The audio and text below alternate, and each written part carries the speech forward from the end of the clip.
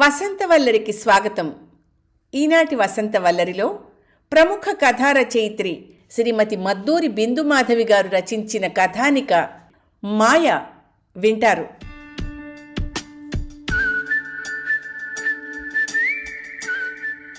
తెల్లారితే క్రిస్మస్. సుధా, ఇంకా పడుకోలేదమ్మా? ఏం చేస్తున్నావు? అడిగింది అమ్మ. తనకేం కావాలన్నా శాంటాను అడగడమే తెలుసు సుధకి. అక్కకి ఒక మంచి సంబంధం చూడమని శాంటాతో చెప్తుంటే అమ్మ మధ్యలో డిస్టర్బ్ చేస్తోంది. ఇదిగో శాంటా, అక్కని పెళ్లి చేసుకునే బావగారు నాతో ఆడుకోవాలి. నన్ను షికారుకి తీసుకెళ్ళాలి. రోజీకి వాళ్ళ బావ ఇచ్చే గిఫ్ట్స్ కంటే మంచి మంచి బహుమతులు ఇవ్వాలి. షీలా వాళ్ళ బావలాగా చెడ్డవాడు కాకూడదు. వింటున్నావా? అతను బాగా తాగేసొచ్చి షీలా వాళ్ళ అక్కని కొడతాడు. వాళ్ళ బుజ్జిబాబుకి మంచి బట్టలు అస్సలు కొనడు. పాపం, వాడేమో మొన్న పండక్కి చిరిగిన బట్టలు వేసుకున్నాడు. అర్థమైందా శాంటా? అని తన చిన్ని మనసులో కలిగిన ఆలోచనలన్నీ శాంటాతో ఏకరువు పెట్టి పడుకుంది సుధా. శాంటా వచ్చేసరికి తను మెలకువగా లేకపోతే తెచ్చిన బహుమతులు ఇవ్వకుండా వెళ్ళిపోతాడేమో, బావ ఎలా ఉంటాడో అని సుధకి రాత్రంతా కలత నిద్రే. చిన్నప్పటినుంచి తను కోరుకున్నవన్నీ ప్రతి క్రిస్మస్కి శాంటానే తెచ్చిచ్చేవాడు. అమలు, త్వరగా అన్నం తినేసి పడుకోకపోతే శాంటా రాడురా అని అమ్మ బెదిరింపు. మంచం మీద పడుకుని తనకి రాబోయే బహుమతులు తలుచుకుంటూ కళ్ళు మూసుకుంది సుధ. శాంటా వచ్చినట్టు, లైట్స్ సరిగా లేక క్రిస్మస్ ట్రీ కనిపించనట్టు, తెచ్చిన బహుమతులు చేతిలో పెట్టుకుని అటూ ఇటూ వెతుకుతున్నట్టు కలలే కలలు. ఎప్పుడు నిద్ర పట్టేసిందో భళ్ళున తెల్లారింది. అమ్మ, సుధా రా రా, చూడు శాంటా నీకేమిచ్చాడో, అక్క చూసేస్తోంది మరి అన్న పిలుపుకి మంచం మించి ఒక్క గెంతులో సుధ ఆ గదిలోకి వెళ్ళింది. శాంటా బావనిచ్చేశాడేమో. బావ తను అనుకున్నట్టు ఉన్నాడో లేడో? గిఫ్ట్స్ అంటే ప్యాకెట్లో పెట్టిస్తాడు, మరి మనిషిని ఎలా ఇస్తాడు అని సుధ మనసు నిండా సందేహాలే. ఇప్పటి వరకు తను అడిగినవన్నీ ఇచ్చాడు, ఇప్పుడు మాత్రం ఎందుకు ఇవ్వడు అని అమాయకంగా ఆలోచిస్తూ తనకంటే ముందు అక్క బావని చూసేస్తుందేమోనని గబగబా బ్రష్ చేసేసుకుని పరిగెత్తుకొచ్చింది. తను కోరుకున్న bracelet, school bag, fancy shoes అన్నీ ఇచ్చాడు. అయినా సుధ మొహం చిన్నపోయింది.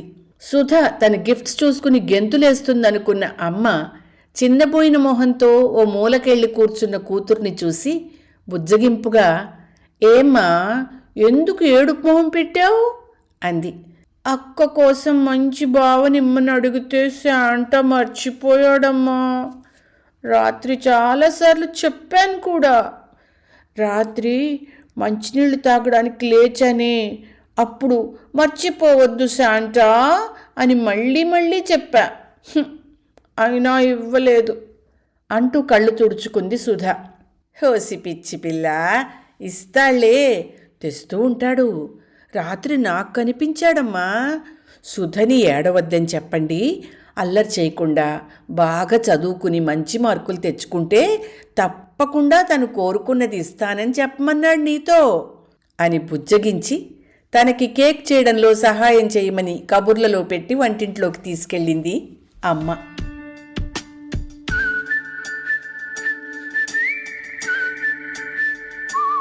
పాపం కదండి, పిల్లలు మనం ఏం చెప్తే అది అమాయకంగా నమ్ముతారు. శాంటా ఒక కల్పిత పాత్రే అయినా అతని పేరు చెప్పి తల్లిదండ్రులను చేసే మాయ, పిల్లలు తమకు కావలసిన వాటి కోసం ప్రతి సంవత్సరము శాంటా కోసం ఎదురు చూడడము తలుచుకుంటే పెద్దలమైన మనము ఆ మాయలో పడిపోవడం ఆశ్చర్యం అనిపిస్తుంది కదండి. అసలు అలా అడగగానే శాంటా ఇచ్చేటట్టయితే మనకి రూపాయి ఖర్చే ఉండదు కదా అనుకుంటూ అమ్మా నాన్న ముసిముసిగా నవ్వుకున్నారు.